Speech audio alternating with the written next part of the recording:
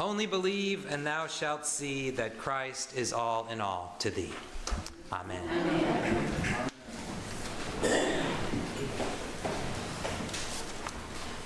There are 3 times during the church year when we use red as our liturgical color for the day: Palm Sunday and Holy Week, Pentecost, and on what we call red letter days, feast days of the apostles, the writers of the Gospels, and a few other major saints. The red letter tradition goes back to the 1549 Anglican Book of Common Prayer, which listed the feast days in red ink. But red is also associated with martyrdom, specifically with blood, with the passion of Christ and the deaths of those who gave their lives for the sake of the gospel. Saint Stephen is recognized as the first martyr of the church. Stephen was one of the original 7 deacons who were called by the apostles and ordained for a special ministry of service to the widows and other people with needs in the community. Liturgically, deacons were given the role of proclaiming the gospel during the service, setting the table, and announcing the dismissal at the end of the service. All roles our own faithful deacon Beatrice carries out for us each week.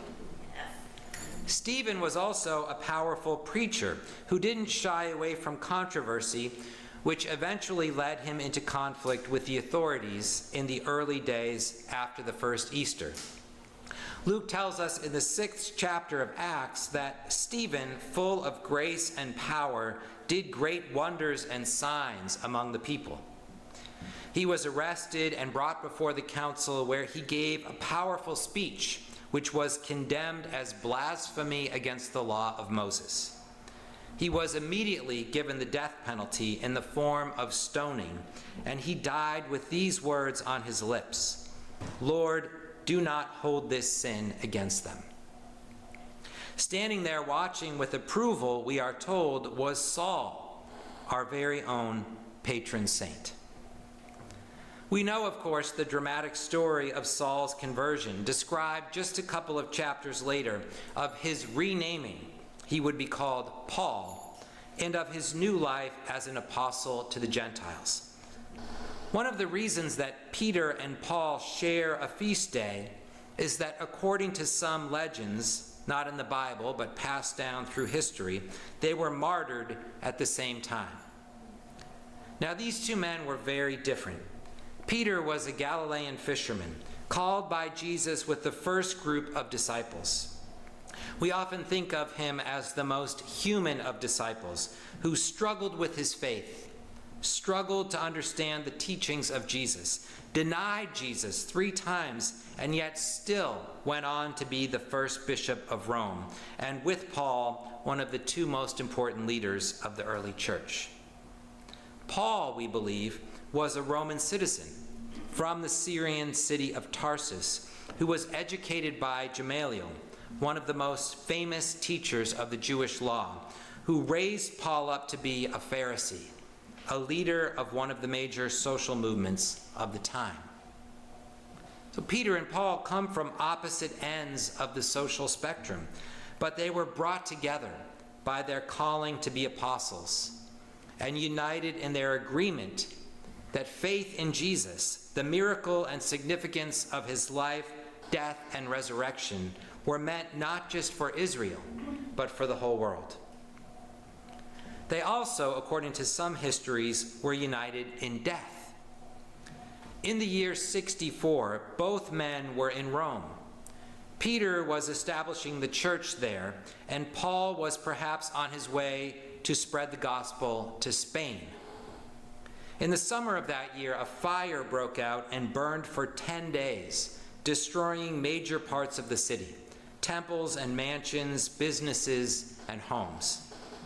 Though it was known to be an accident, the brutal Emperor Nero blamed Christians. And as outspoken, high-profile Christian leaders, Peter and Paul were put to death. Peter was crucified, nailed upside down on the cross atop Vatican Hill, beneath what is now the high altar of St. Peter's Basilica.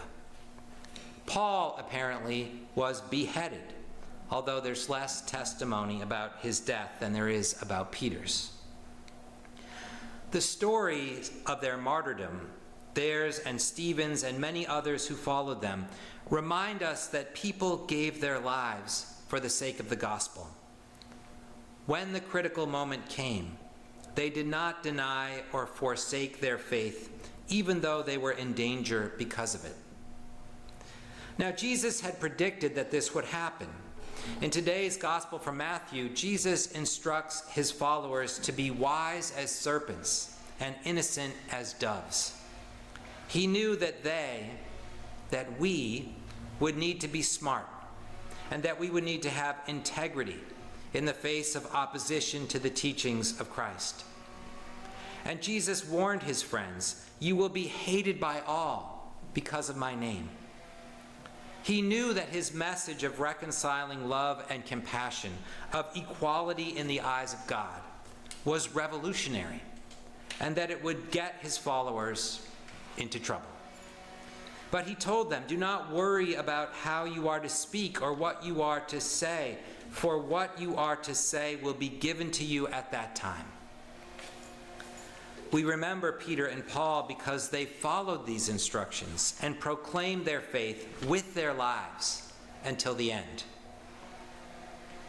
Now, assuming that not all of us are called to martyrdom, after all, our faith is about life, not about death, the examples of Peter and Paul and others call us to reflect on what sacrifices we are led to make for the sake of our faith in the one who gave up everything for us.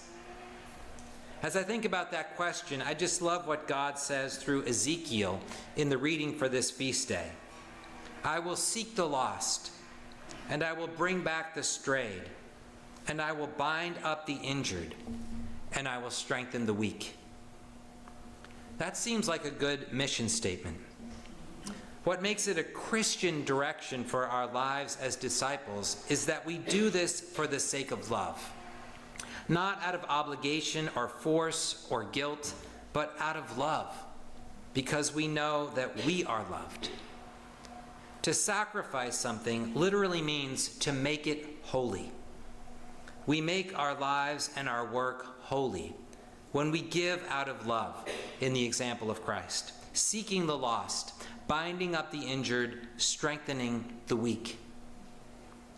Today we are humbled by what Peter and Paul were able to do and inspired to take the love of Christ into our daily lives as much as we can, even when it isn't easy or requires more than we can easily give.